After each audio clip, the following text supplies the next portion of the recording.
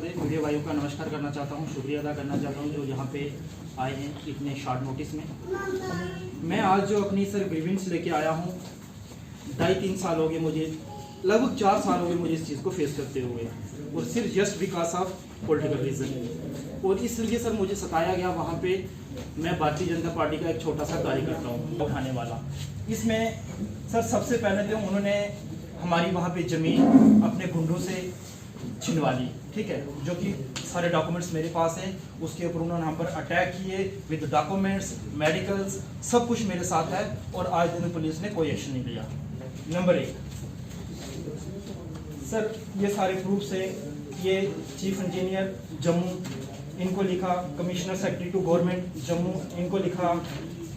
और ये सर, ये आज से 2.5 साल पहले ये डिप्टी कमिश्नर रजौरी आजाद साहब, उनके साइन हैं। उन्होंने ये परमिटेड किया था, अलाउ किया था कि इस बंदे की जो बिजली है और पानी लगाया जाए, जो कि लाखों रुपए की सर पाइप और लाखों रुपए की तार आज उसी रास्ते में पड़ी हुई है, जो कि इन्होंने इस चीज़ को इम्प्लीमेंट करने नहीं दिया। वहाँ पे डीसी के ऑर्डर्स को भी फेल कर दिया उन्होंने। ये सर सारे रिकॉर्ड्स हैं। इसी चीज़ को देखते हुए सर उन्होंने ये प्रोटेस्ट किया वहाँ पर। 5 दिन वहाँ लाइट नहीं चलने दी, और प्रोटेस्ट करने के बाद उल्टा ही मेरी फैमिली के ऊपर झूठा एलिगेशन लगा के हमें अरेस्ट करवाना चाहा, जिसमें ये सर, ये वो चिट्ठी है जो ठाकुर रणधीर सिंह द्वारा मेरे ऊपर कंप्लेंट की गई थी। SDPO नौशहरा, ये ठाकुर रणधीर सिंह द्वारा कंप्लेंट हुई थी। और ये केस उनका इसलिए फेल हुआ क्योंकि उस टाइम रात के 11 बजे मैं SHO कालाकोट और ADC कालाकोट के साथ मीटिंग में बैठा हुआ था, इसी के रिलेटेड बात करने के लिए। इसलिए उनका ये मसला फेल हो गया। सर बड़ी इंटरेस्टिंगली बात है, बड़ी दिलचस्प बात है कि उसके बाद सर वहाँ पे इलेक्शन आता है, पंचायती इलेक्शन। 8 दिसंबर 2018 को पंचायती इलेक्शन आता है।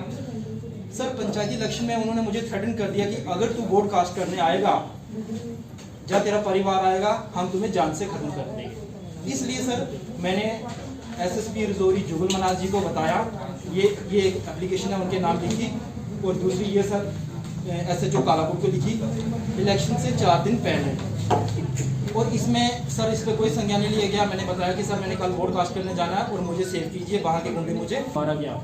और बड़े अफसोस के साथ ये कहना पड़ रहा है कि जब उनको मेडिकल के लिए हॉस्पिटल भेजा गया और SP जुगल मनाज मेरे ही उस फादर के और मेरे ही उस भाभी और मेरी उस माँ के खिलाफ काउंटर FIR बुक कर देगा।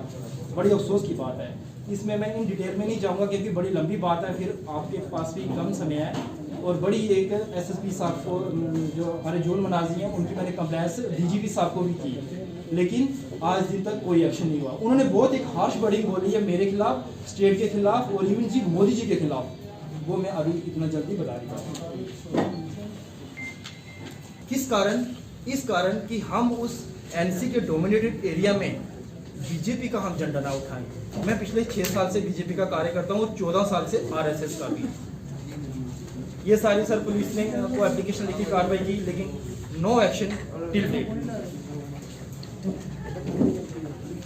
इसके बाद सर उन्होंने क्या किया, SSP रजौरी द्वारा मेरे ऊपर हरासमेंट इस तरह की कि पुलिस द्वारा बार बार पुलिस पे भेजना मेरे घर, और दिलबाग सिंह को एक ड्रग पैडलर बताना, ये चीज़ बताना। उसमें जब लोकल पुलिस वहाँ में इसमें कामयाब नहीं हुई, फिर उन्होंने स्टेट की बड़ी एजेंसीज लगाई, जिसमें ये sir inspector general of police, उनको लेटर लिखा गया जिसमें मुझे ड्रग माफिया, ड्रग पैडलर बताया गया, और आज दिन तक इंक्वायरी चल रही है लेकिन प्रूफ नहीं कर पाए। जी सर, थैंक यू सर। मैं पिछले 6 साल से स्ट्रगल कर रहा हूँ। बेसिकली मैं कालाकोट से हूँ, कालाकोट सियालसी से हूँ, और सियालसी के उस डोमिनेटेड NC एरिया से हूँ। यहाँ सिर्फ सामने मैं BJP का एक कार्यकर्ता था।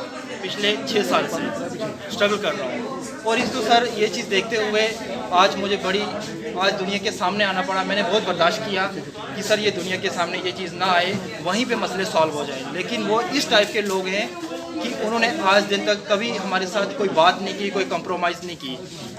इसमें हमें एक चीज़ सर याद आती है कि हमारे अटल बिहारी वाजपेयी जी, जो माननीय प्रधानमंत्री जी रह चुके थे, उन्होंने सर एक चीज़ कही थी कि दोस्ती खराब हो जाए लेकिन रिश्तेदारी नहीं खराब होनी चाहिए। कहने का मतलब ये है कि मतलब पड़ोसी हम नहीं बदल सकते, दोस्त बदल सकते हैं। इस चीज़ को देखते हुए सर मैंने काफ़ी बार उनसे समझौता भी करने की कोशिश की, अप्रोच की, लेकिन उनकी तरफ से सर कोई रिस्पॉन्ड नहीं, क्योंकि वो इतने पावरफुल आम बंदे को समझते ही कुछ नहीं है, छोटा सा वर्कर हूँ मैं।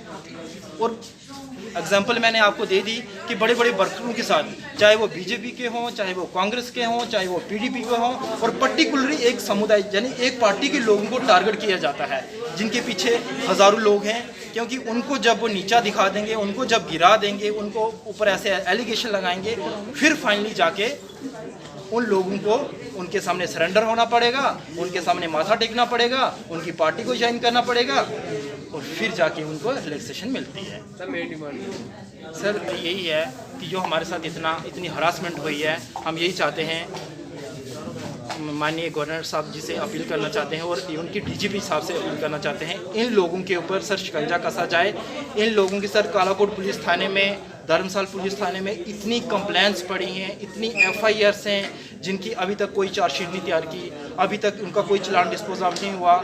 हम चाहते हैं कि एक डीजीपी साहब ऊपर से एक ऑर्डर करने, गवर्नर साहब इनको आदेश दें और इन लोगों पर एक सख्त से सख्त शिकंजा कसा जाए और एक्शन लिया जाए।